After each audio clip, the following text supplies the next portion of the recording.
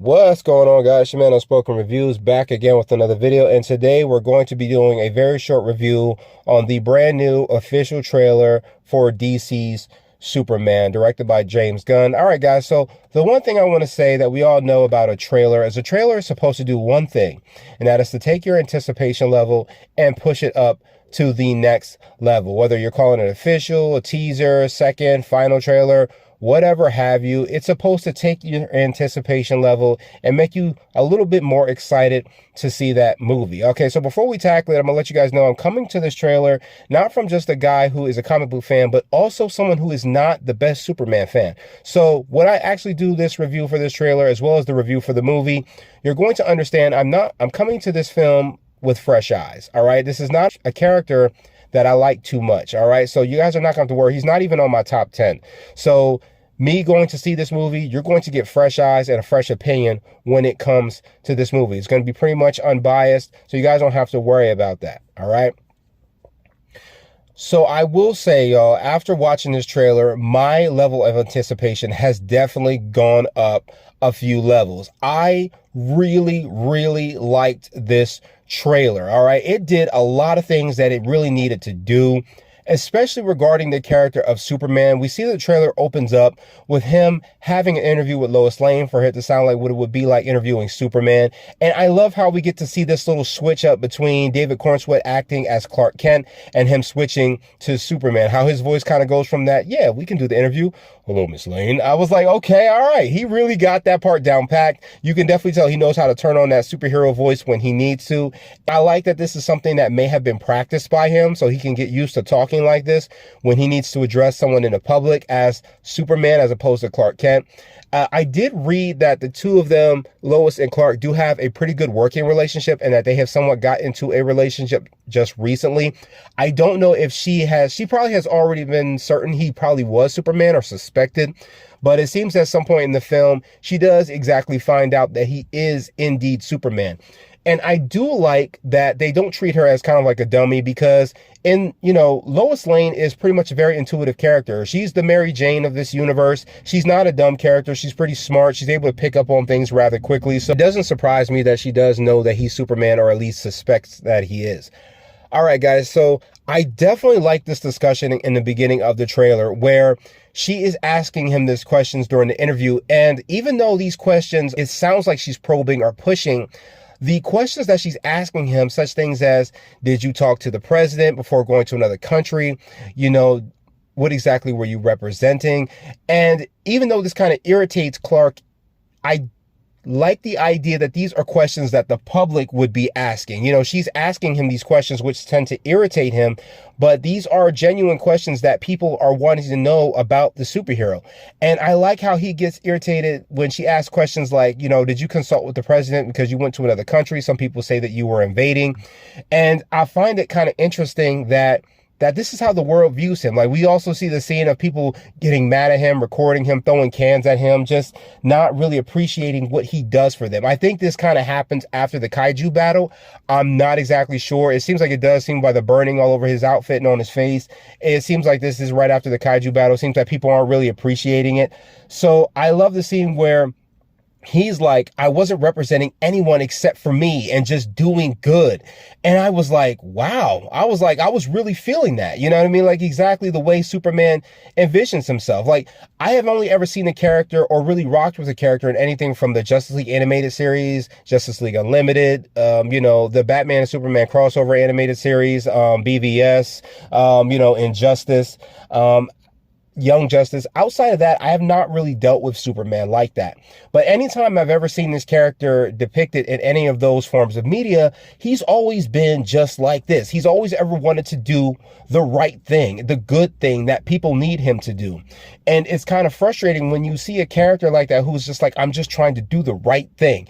And you see everybody is taking advantage of that. And it doesn't surprise me because that is how human beings are in real life. We have human beings that you do something for them and they go, well, nobody asked you to do that for me. Well, damn. So you would have thousands of people died. That was another thing that I felt like from the conversation that Lois said, well, you know, you showed up in a foreign country to stop a war. And he said people were going to die.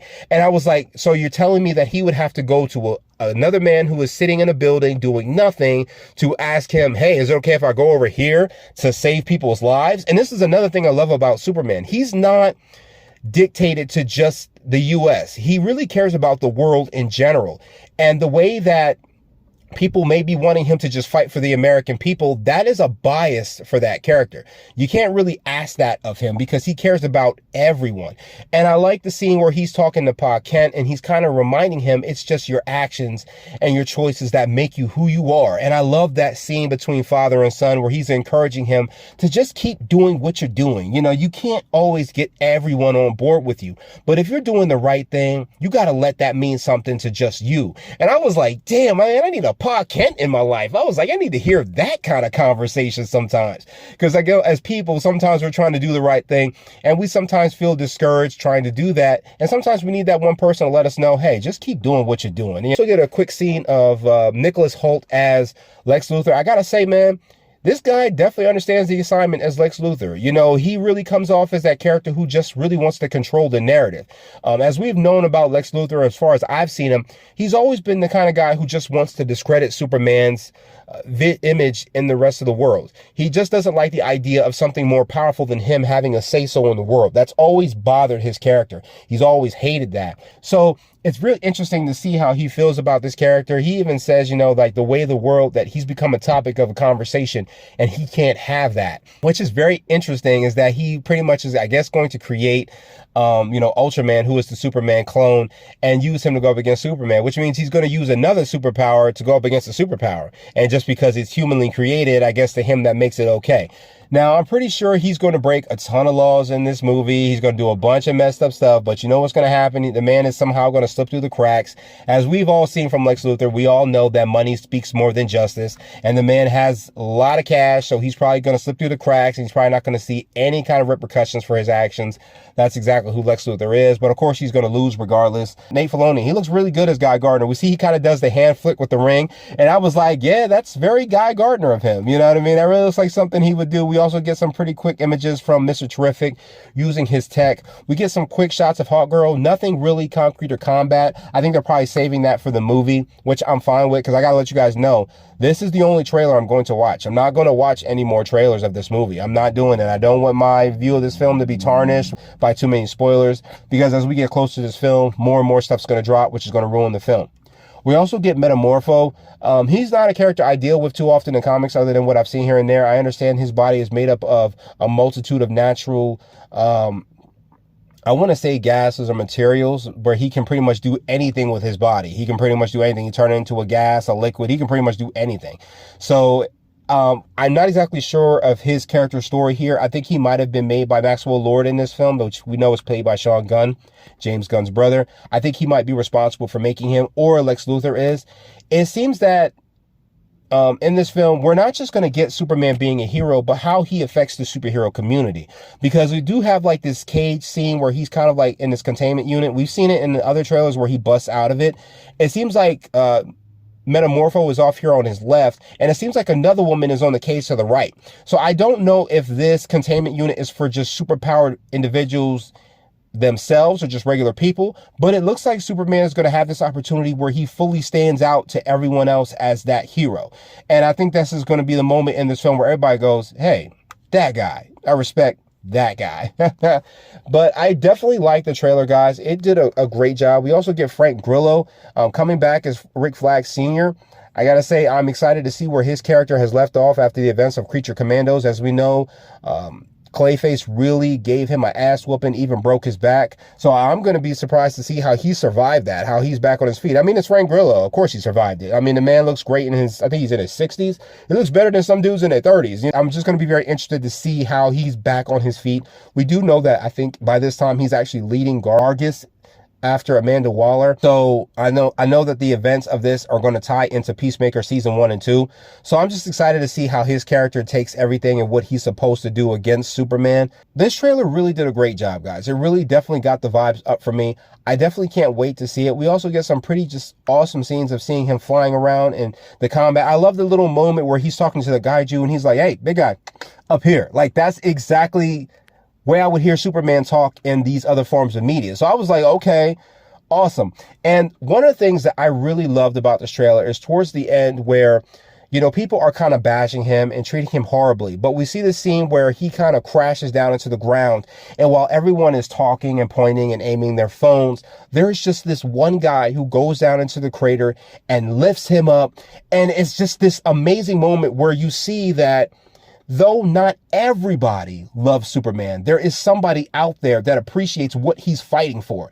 And that always gives him hope to get out there and do it again. And I gotta say, man, it just did a great job of making me more interested in this film. As I told you guys before, Superman is not on my top 10. But after seeing this trailer, I cannot deny to you guys, I am definitely going to see this movie. I'm definitely going to give it its fair shot. And who knows, probably after I see this movie, he may move into the top 10. I don't know. I can't say for sure. There's a lot of other characters that are in that top 10.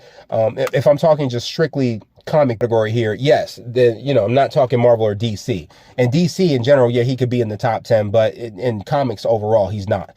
But I will say that this trailer did a great job, guys. It definitely gave this look up feeling, and it definitely made you feel this sense of hope of what this character wants to bring to this new DC. All right, guys, so that was just my feelings over the new official trailer for the Superman film. Let me know down in the comments what you guys thought about the trailer. What was your favorite part of the trailer? What are you mostly looking forward to? What are you hoping that the movie does? What are you least looking forward to in the film? And I will catch you guys in the next one. Later.